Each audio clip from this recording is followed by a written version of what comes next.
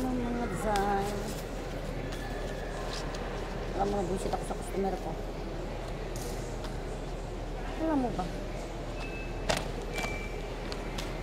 Kuha siya ng kuha. Ayan. Meta. Meta.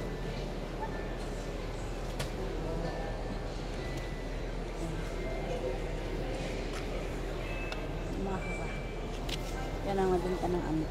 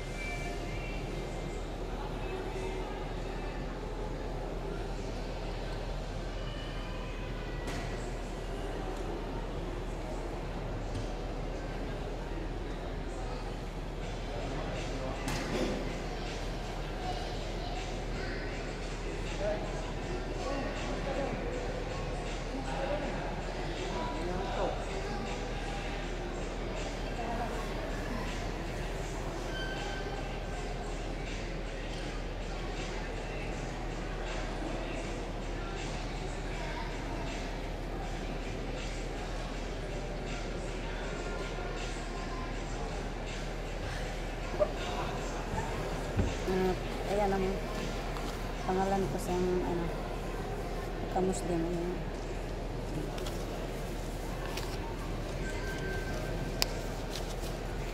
Ano nga tayo? Tuloy natin pinto. Nakakustomer ako ng ano. Ko alam kung bangag ba siya, lasing ba siya, o ano, mukhang Uber pa. Taga rito, babae.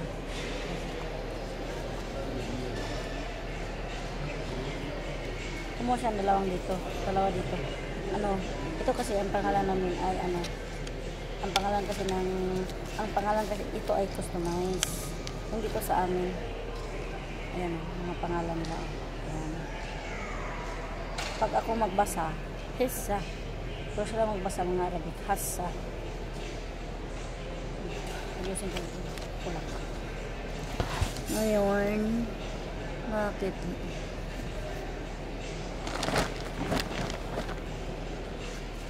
Liter ang kinuha niya kasi ang liter tag 30. Ito naman yung presyo. Kumuha siya ng ano,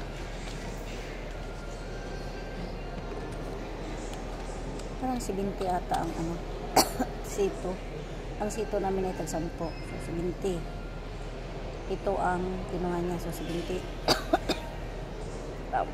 Tapos dalawang R at saka is. Ay, R ba? Is. Sika at saka rim. Oh. Sika at saka rim. Nabusan kami ng rim. Liter na lang. So, 60 yun. Tapos, kumuha siya ng 15. Ano, yung C3 namin ay 15 yun. Ayan. Tapos, 5. Tingat talaga. Tanda ko yung kuha niya. Ay, naku, dipungan. Sabi niya sa akin. Sorry ha. Ana mabibat sa ano siya.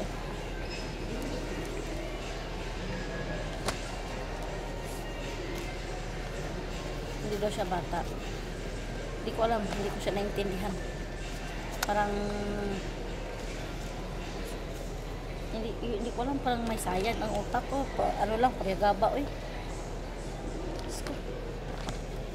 Hindi ko alam, hindi ko naintindihan yung sinabi niya. Parang sa tingin niya, niluluko ko siya. Kahit siya magbilang. Ng ano, kano yung binabayaran niya.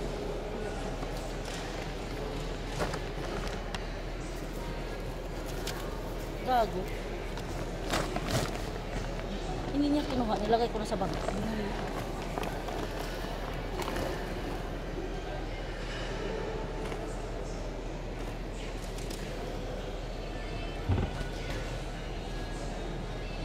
Yan, papunta na yung amo ko dito.